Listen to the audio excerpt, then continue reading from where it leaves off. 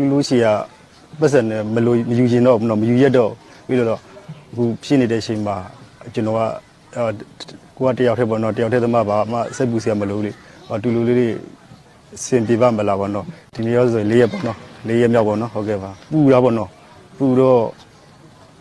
ရေခဲကအေးဆိုလားမရှိဘူးလေနော်အခုကျွန်တော်တို့ရေတံပူးလူတဲ့လူတွေများတယ်ဆန်ဝေတဲ့လူတွေများတယ်အကုန်လုံးကနော်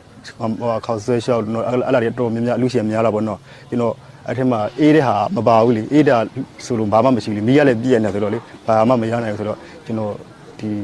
ဟာပဲဒီအာယဝဖြစ်နေတာပေါ့ကျွန်တော်ရေခဲတုပ်ကလေးလူကြီးကောင်းမှာပဲလို့ကောင်းမှာပဲဆိုပြီးတော့တရက်3000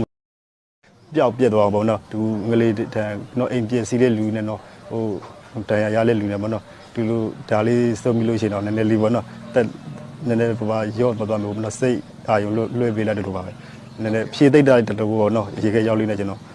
ရယူခြင်းစိတ်လည်းမရှိပါဘူးကျွန်တော်တက်လူချင်းလို့အဲ့လိုမျိုးပေါ့